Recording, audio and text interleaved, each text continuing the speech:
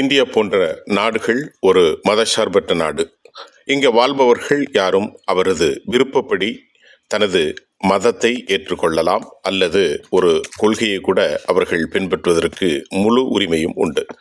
அந்த அடிப்படையில் இந்த நாடு சென்று கொண்டிருக்கின்ற போது உத்தரப்பிரதேச மாநிலத்தில் தீவிரமான வலதுசாரி இயக்கமாக தன்னை அறிவித்துக் கொள்ளக்கூடிய யோகி ஆதித்யநாத், குறிப்பாக அவருடைய அந்த கருத்து மதமாற்ற தடை சட்டத்தை மிக கடுமையாக அவர் அமல்படுத்தியிருக்கிறாரோ என்று என்ன தோன்றுகின்றது. யோகி அரசினுடைய புதிய மதமாற்ற தடுப்பு மசோதாவின் மூலம் அது முஸ்லிம்களை குறிவைப்பதாக பலர் கடுமையாக எதிர்ப்பு தெரிவித்திருக்கிறார்கள். தனது அரசு ஆட்சிக்கு வந்த பிறகு ஆன்டி ரோமியோ போன்ற எதிர்ப்பு படைகள் அமைக்கப்பட்டுள்ளதாகவும் இதன் மூலம் குற்றவாளிகளை பிரச்சனையிலிருந்து விடுதலை கிடைத்ததாகவும் கூட அவர் குறிப்பிட்டார். பெண்கள் மற்றும் குழந்தைகளின் பாதுகாப்புக்காக குறிப்பாக பாலியல் துன்புறுத்தலை தடுக்க அரசு உறுதியான நடவடிக்கை எடுத்துள்ளதாக யோகி குறிப்பிட்டிருக்கிறார். இப்போது இந்த மசோதா சரியானதுதானா? புதிய மசோதா என்ன சொல்கிறது நாம் பார்ப்போம்.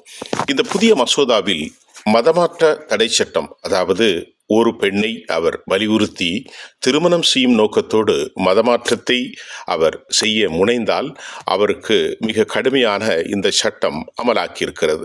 இந்த சட்டத்தின் பல்வேறு பிரிவுகள் பல்வேறு நிலைகளை எடுத்து காட்டுகின்றது.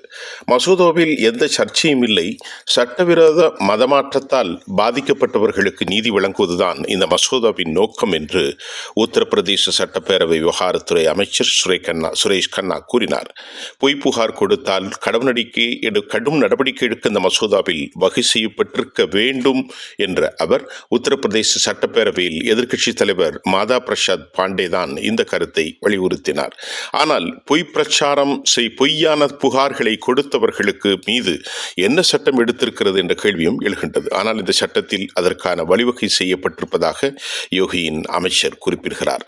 யாரேனும் ஒருவர் மிரட்டினாலோ அல்லது உயிர் அல்லது சொத்துக்களுக்கு அச்சுறுத்தல் ஏற்பட்டாலும் இந்த மசோதாவில் முன்மொழியப்பட்டுள்ளது. மேலும் ஒருவர் தன் மதமாற்றத்தை செய்யும் நோக்கத்தோடு திருமணம் செய்து கொண்டால், அவர் மைனர் பெண் அல்லது பெண்ணை ஆள்கடத்தல் செய்தாலோ அவருக்கு 20 ஆண்டுகள் சிறை தண்டனை விதிக்கப்படும். இந்த மசோதா சட்டமானால் மதமாற்றம் குறித்து யார் வேண்டுமானாலும் புகார் செய்யலாம். முந்தைய சட்டத்தின் கீழ் பாதிக்கப்பட்டவர் அல்லது அவரது சகோதரர் பெற்றோர் மட்டுமே புகார் அளிக்க முடியும். அவ்வாறு புகார் அளிக்கப்பட்டால் அது ஜாமீனில் வெளிவர முடியாத குற்றமாகும். கூடவே செஷன்ஸ் நீதிமன்றத்தை விட கீழ்நிலையில் இருக்கும் நீதிமன்றத்தால் அதை விசாரிக்க முடியாது. அதே சமயம் ஜாமீன் குறித்த உத்தரவை வழக்கு தொடுத்தவரை விசாரிக்காமல் முடிவு செய்ய முடியாது. நீதிமன்றம் 5 லட்சம் வரை அபராதம் விதிக்கவும் இந்த மசோதாவில் வழிவகை செய்யப்பட்டிருக்கிறது. மசோதாவினுடைய பின்னணியில் அரசியல் இருப்பதாக பேசப்படுகின்றது. அதில் உண்மை இருக்கிறதா என்பதை இப்பொழுது பார்ப்போம். அரசியல் அமைப்பை மேற்கோள் காட்டி பேசிய காங்கிரஸ் கட்சியினுடைய சட்டப்பேரவை தலைவர் ஆராதனா மிஸ்ரா, இது ஒரு முக்கியமான பிரச்சனை என்பதால் புகார்கள் உண்மையாக இல்லையா என்பதை விசாரிக்கும் கமிஷனை அமைக்க வேண்டும் என்று கூறினார். கட்டாய மதமாற்றம் ஒரு கடுமையான குற்றம் என்பதை நாங்கள் ஒப்புக்கொள்கிறோம். ஆனால் அரசு இதில் கவனமாக இருக்க வேண்டும். ஏனெனில் அது எப்போதும் கட்டாயப்படுத்தப்படுவதில்லை. சில சமயங்களில் அது தானாகவும் நடக்கும் என்றும் ஆராதனா குறிப்பிட்டார். யூபியில் இந்த திருத்த மசோதாவுக்கு எதிராக பல வகையான வாதங்கள் முன்வைக்கப்பட்டது. உத்தரப்பிரதேச சட்டப்பேரவை சமாஜ்வாடி கட்சியினுடைய எம்எல்ஏ டாக்டர் ராகினி ஷோன்கர் பேசுகின்ற போது, அரசியல் அமைப்பிற்கு எதிரானது இது. ஏனெனில் 2 இளம் வயதினர் தங்கள் விருப்பப்படி திருமணம் செய்து கொண்டால் அதில் எந்த தீங்கும் இல்லை. அவர்களின் பெற்றோரும் அதை ஏற்றுக்கொள்ளும் பட்சத்தில் 3வது நபரின் புகாருக்கு என்ன அவசியம் என்று கேள்வி எழுப்புகிறார். காவல்துறை மீது இருக்கும் பயத்தால் ஒரு ஏழை தன் கருத்தை வெளியிட முடியாது. மேலும் இதுபோன்ற கடுமையான சட்டங்களுக்கு பின்னால் உள்ள அரசின் நோக்கம் தெளிவாக தெரிகிறது. மேலும் அவர்கள் தேவையற்ற பிரச்சனைகள் மீது கவனத்தை சிதைத்திருக்கிறார்கள். மாநிலத்தில் வேலையில்லா திண்டாட்டம் உள்ளது, ஆனால் அரசு அதை கவனிக்காமல் லவ் ஜிஹாத் பற்றி பேசுகிறது என்று யோகியின் மசோதா குறித்து சமூகவியலாளர் பேராசிரியர் ரமேஷ் தீட்சித் கூறினார். முஸ்லிம்களை எப்படி துன்புறுத்துவது என்பதுதான் பிஜேபியினுடைய கடும் நோக்கமாக இருக்கிறது. அவர்கள் எண்ணமும் அதுவாகத்தான் இருக்கிறது என்று கூறிய அவர், 2 பேர் காதலித்து திருமணம் செய்து கொண்டால் அதில் என்ன பிரச்சனை? அதை லவ் ஜிஹாத் என்று சொல்லிவிடுகிறார்கள் என்று அவர் குறிப்பிட்டார். அப்படி ஒரு ஜிஹாத் இருப்பதாகவே இல்லை. ஆனால் பொய்மையாக கட்டமைக்கப்பட்டு மக்களிடத்திலே ஹிந்து வாக்கு வங்கியை அவர்கள் திருமுனைப்பு செய்வதற்கு முயற்சியெடுக்கிறார்கள் என்றுதான் அவர் குறிப்பிட்டார்.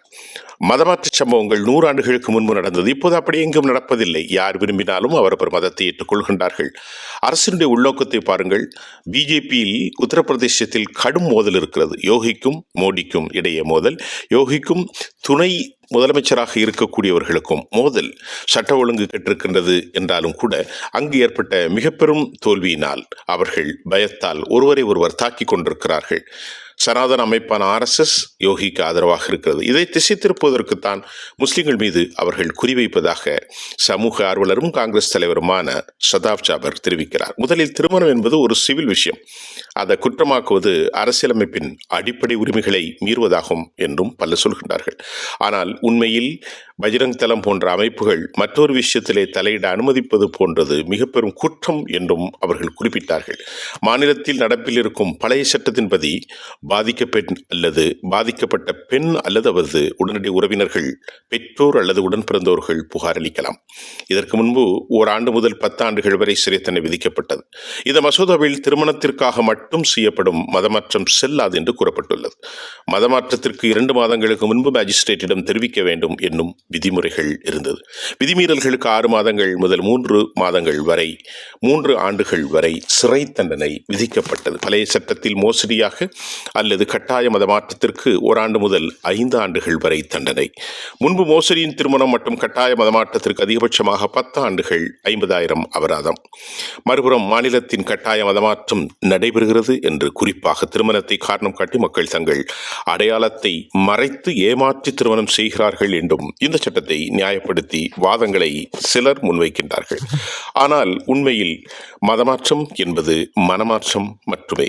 ஒரு ஹிந்து பெண் எப்படி ஹிந்து முஸ்லிம் ஆணை மனம் செய்கிறாளோ அதை போன்று யூபியில் ஏராளமான முஸ்லிம் பெண்கள் ஹிந்து ஆண்களை திருமணம் செய்து குழந்தை பெற்று வாழ்ந்து வருகிறார்கள். சகல சமூகங்களும், குறிப்பாக தலித்துகள், பிற்படுத்தப்பட்ட மக்கள், உயர்சாதி வகுப்பினர், இஸ்லாமியர்கள், இந்துக்கள், கிறிஸ்தவர்கள், பார்சி, சீக்கியர்கள் என்று ஒவ்வொருவரும் தங்களுடைய விருப்பப்படி தாங்கள் விரும்புவரை மனம் செய்து அவர்கள் திருமணம் நடத்தி வரக்கூடிய காலத்தில் உத்தரப்பிரதேசத்தில் மீண்டும் ஒரு போலரைசேஷன், ஹிந்து துருவ முனைப்பு என்று சொல்கின்றார்கள்.